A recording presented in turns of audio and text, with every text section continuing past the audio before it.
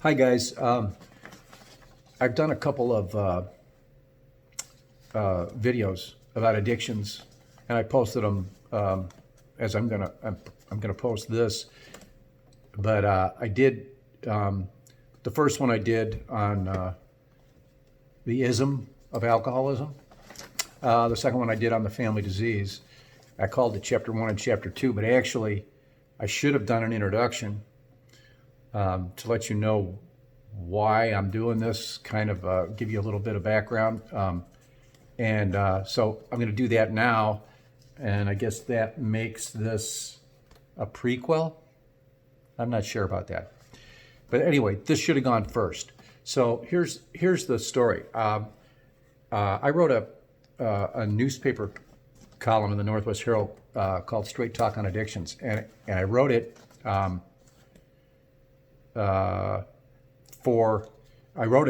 been writing it since 1986, and so it comes out to about 34 years, and which comes out to about somewhere north of 1,700 columns.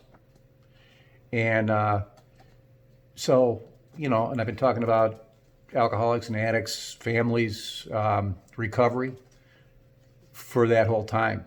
And I've been glad to do it. It's been a great platform. It's been a great platform for people who, recovering people who are in a situation where they need to be anonymous. And I can be a voice for that, for those recovering people, and also for people who still suffer. But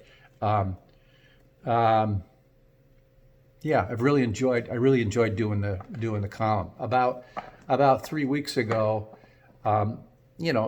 newspapers are getting smaller, and they've got to pay attention to revenue and space and all of that kind of thing. And even though they offered to continue to publish online, I decided to use a different, platform. So I guess I wanted to tell you a little bit about the writing part of the column, and the story behind that. People ask me about how I have so much material, and if they knew me, they'd understand why I have so much material. There's no shortage of stories, the addictions problems are so widespread and so invasive that I could keep on writing for forever. But instead, I thought I would be sort of take it to the next level, I guess, and take some of the information, some of the stories, and give them to you here. Maybe easier for you. I remember when I first started writing the newspaper column, I was so insecure that it would take me about a half a day to write 5 paragraphs, and I would have to proof it I don't know how many times, and then I would be scared to death when I got to that point where I pushed the button on the computer that sent the column to the editor, because I really thought that it was terrible. I couldn't imagine that anybody could get anything out of it. And then they'd print it.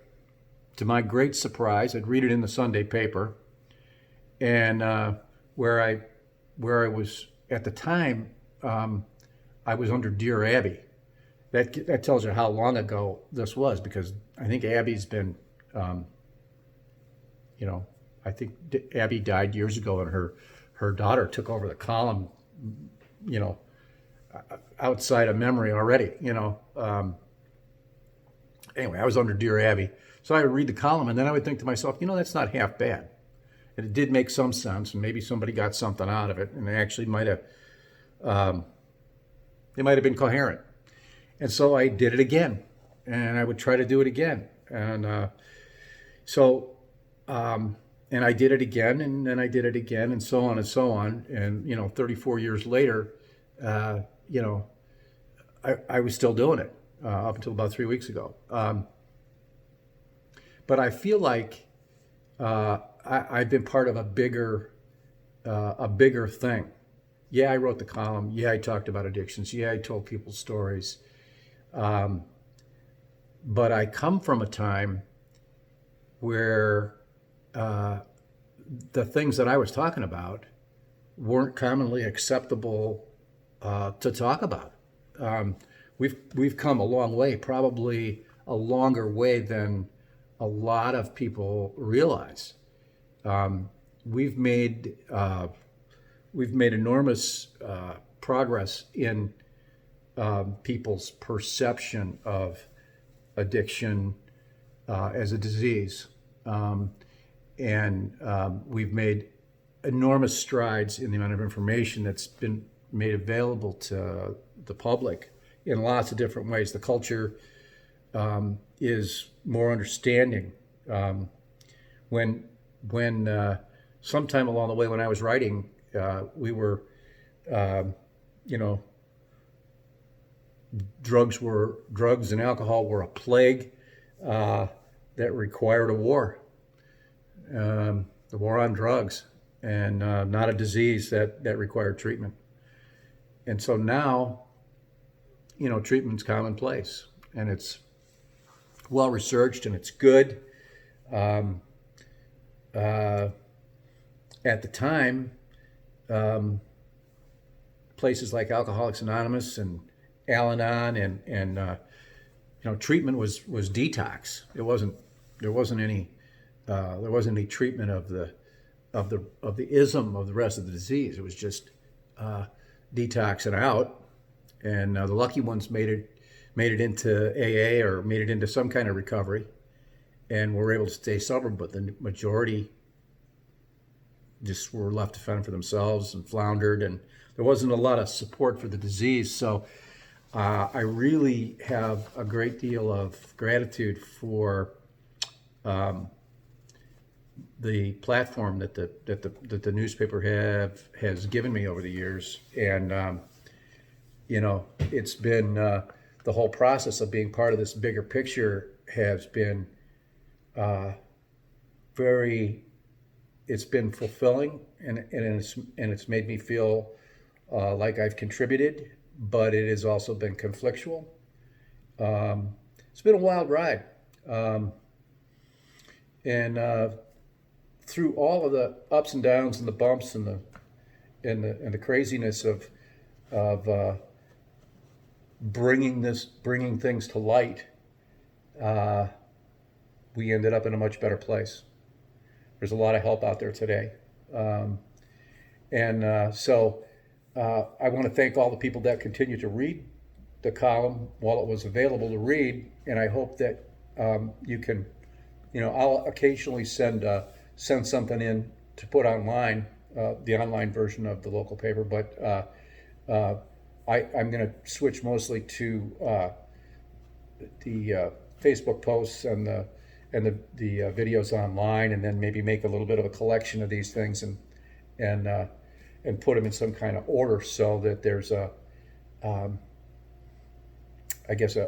video version of some of the things I've learned along the road.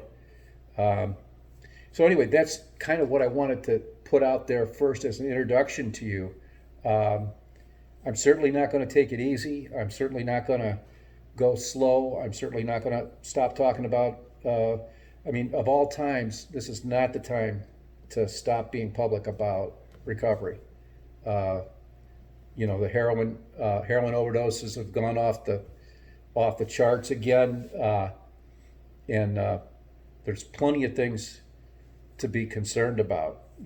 Kids are growing up in a different culture today, and it needs to be addressed, and it needs to be talked about, and hopefully I can provide the information or some of the information for you to make you better able to do that. So thanks for listening, and that'll be our introduction. So we have to switch it around and put it in front of chapter 1. All right, thanks again.